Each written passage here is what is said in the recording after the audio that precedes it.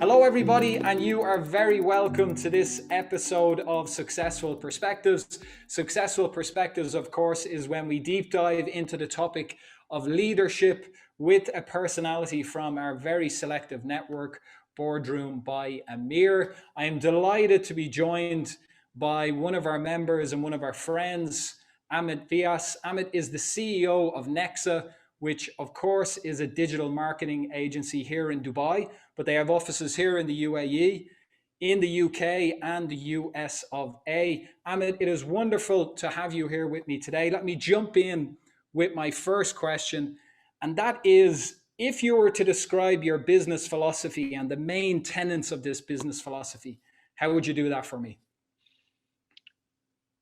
So I think for me, it's really, really important that we build the business in the most kind of sustainable way possible. And I think that any kind of business that aims to do this has to do it with trust, respect, and integrity, right? You've got to have almost honesty throughout the whole business. And those elements there for me are really kind of the basic foundations. The people you work with, from an employee perspective, they've got to trust the business. They've got to trust the leaders within the business. The clients that you work with have to have trust in you, have to have faith in your ability to help their businesses. And essentially, as long as you can then back that up with quality service or a great product, I think that kind of really does lay the foundation or lay a very strong foundation for success.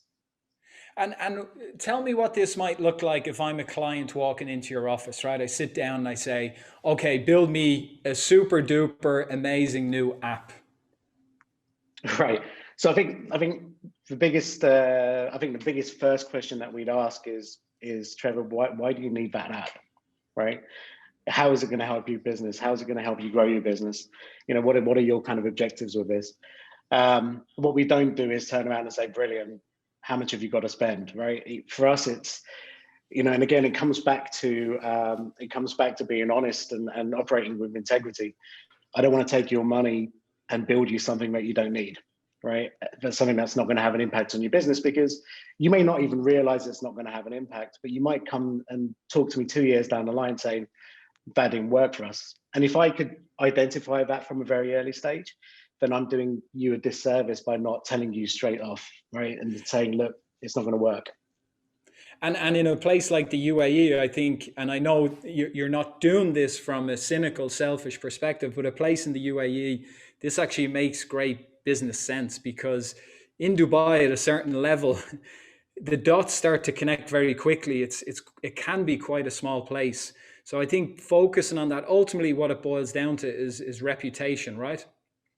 Absolutely. The thing is we've got to, especially Dubai is a very kind of small place to do business, but I think with technology and social media and things like that now, the whole business community as a whole is very small, right? People can connect those dots very quickly. And the best way to build a reputation is to be honest and to make sure that you're advising people in the right way. Look, we may not get it right every time, but if there's enough reasoning and sort of, grounding and knowledge and experience that helps you to kind of guide a client in the right direction, then more often than not, we do get things right. And we want people to, tell others, right? So a lot of our business still comes from, referral business and people that we've worked with for over 15 years. It's interesting, right? The tenets of your business philosophy, and I hear this a lot in these conversations, how they're shaped when you really boil them down and think about them. They're very they're simple things that your parents would have told you, right? Good parents tell you about, being honest and having integrity, and how this plays out in the business world is incredibly important. Yeah. Yet so many companies unfortunately don't often think this way. So let me move on to another point that's kind of related in that sense. You think about this business philosophy in terms of honesty, in terms of integrity, but you had the benefit of actually founding this very successful business and then to become its CEO. So if you were to think back those years, if it's 16, 17 years or so, you can correct me, but if you think back to Amit of those years, and what were some of the preconceptions or misconceptions of being a CEO now that you sit in that seat and you have the benefit of those years of experience? Looking back, what do you feel some of those misconceptions you would have relative to today when you're in that seat? I guess back then, and I think I can separate this into maybe the first maybe 10 or 12 years of the business, and then maybe the last 3 or 4. So we're 16 years old this year, and I'd definitely say for that first sort of decade or so, our focus was always on clients and sales, and really driving sort of business growth, that way from a commercial standpoint. I think the big sort of change today is that we are very focused, I'd say almost more focused on our culture and the well-being of our employees, and making sure that we celebrate the fact that we call ourselves the Nexa family, for example. And our Nexa family is all of our employees all over the world. And we just make sure that, we're just fully aligned with what they want to achieve. And this goes on from employer branding to how we onboard people and all of these different elements there. But that's really the biggest focus, because I'd say, the first decade or so was very much focused on clients and their happiness. And in many respects, we didn't have the luxury of being able to really think as much about our employees. But I think today, me and my partners are very kind of clear in the understanding that if our business is to continue to grow, maybe over the next decade, it's going to be because of our team. And I think the larger you get, that becomes more kind of important. I guess that's a product of success, right?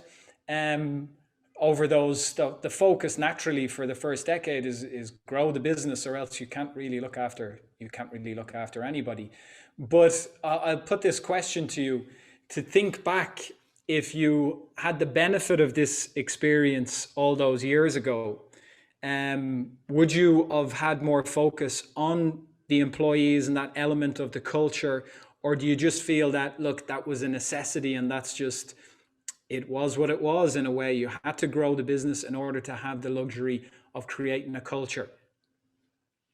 It's a great question. I think if I was to go back and do it all over again, then I wouldn't wait a decade to start being much more sort of employee friendly. I think that's a simple answer. It's just your focus and your experiences at the time. So, when we founded the business, I was probably in my sort of mid 20s, I guess. And you just don't know as much, right? Things that are important to me today just weren't as important to me back then. So I think, you can't kind of buy experience, and you can't buy what you live through. But essentially, if I was to start again right now, then it would be employee first, and then we'll make sure we create, a great platform for clients as well. Yeah, I guess that's the luxury of experience. I often, even day by day, I'm learning things where I think to myself, why wasn't I doing it that way in the past, right? And I guess that's the essence of leadership in a way. It comes with experience and the cost or price of mistakes. And on the point of leadership, when you look around, we have a lot of celebrity leaders around the world today. Out of curiosity, do you buy into that kind of that ethos of looking at certain leaders? Do you have any role models or any qualities within those leaders that you try to emulate? Or is it very much like, this is a unique journey that I'm on, both personally, professionally, and from a company perspective, and therefore I need to apply who I am and the lessons and learnings that I'm taking from this to this company? Yeah, look, it's exactly that. So I've bought countless, leadership books, guys from really successful sort of CEOs, and I've bought all of these books, and I typically read maybe one chapter, and I kind of, very quickly realize that the journey that they are on is very different to my journey. But I think, especially now, again, I feel I'm much better, or I'm in a much stronger position to really look at what's happening around me, what's happening within my business. I also want to create a bit of a unique path, so my objective has never been to build this business up and sell it. From a very kind of early stage, I kind of loved the idea that this business could outlive me. And I just felt, well, if I'm going to do that, and if I'm not building a business to sell, but I want to build a business that I'm incredibly proud of every day, that people that work for me very much feel a part of it. Well, that's, for me, it's always been two very different types of businesses. I'm not going to be stressing about multiples, but I'm going to be thinking about doing the right things for the right people at the right time. And so for me, that path is very unique and very kind of different, because a lot of these guys, have sold multiple companies, or they've, inherited the CEO position. But I've seen this kind of grow from, the ground up with a little coffee table in Starbucks, through to having offices around the world. And I think that's, and I love my journey. It maybe has taken slightly longer for us to get there than it might have others, but that journey up until now has been very unique. The path we've laid has been very unique.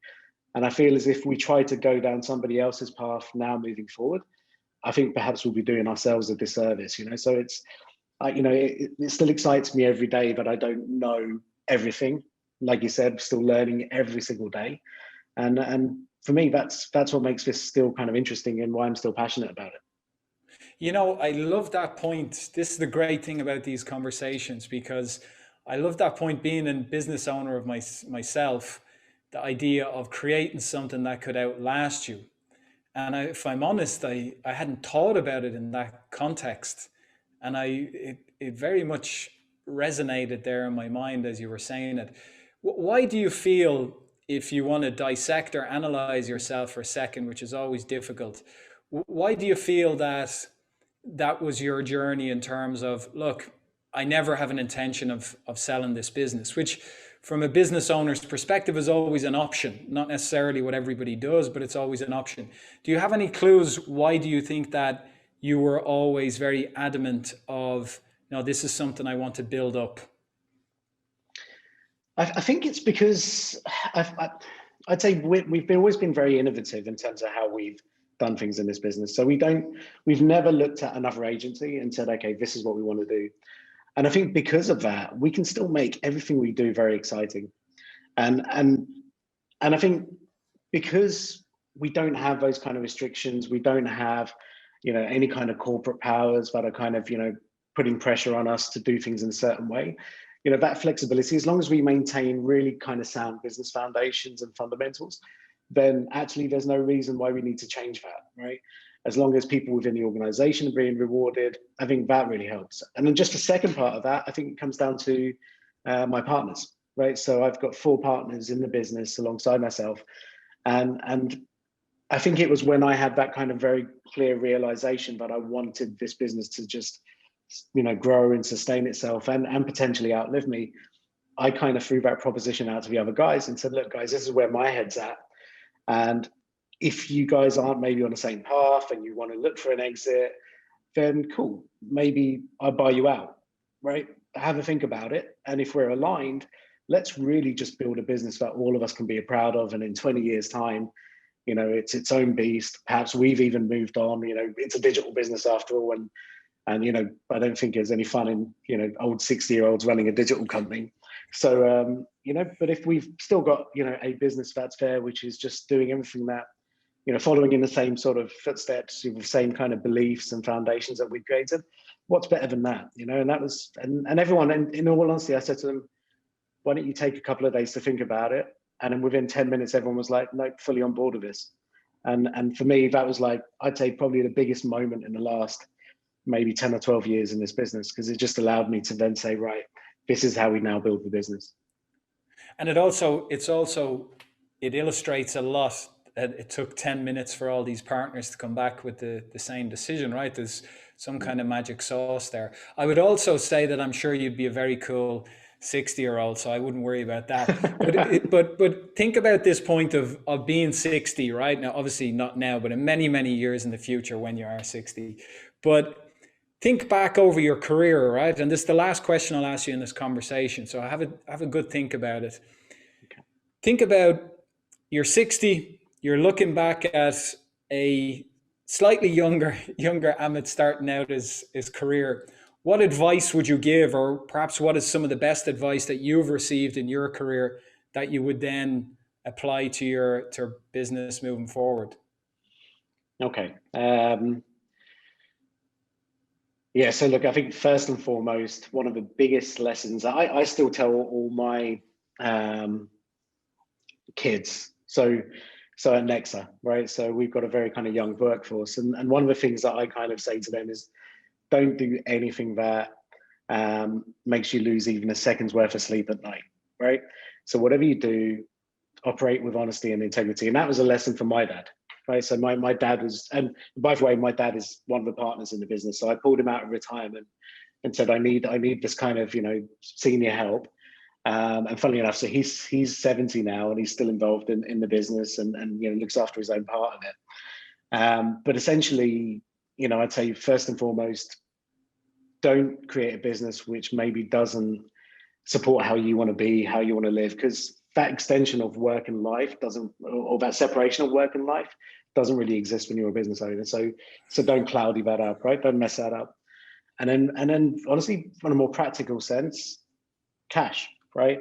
Just if you're going to build a business, make sure you've got enough cash for which you can operate. And if you can get that part of it right, then start to do all the things that I didn't do at first, which was really be as employee focused as we are now, and really focus on building the right sort of culture within the organization. Because once that happens, you've got the power of a whole team of people rowing in the same direction it's unbelievable.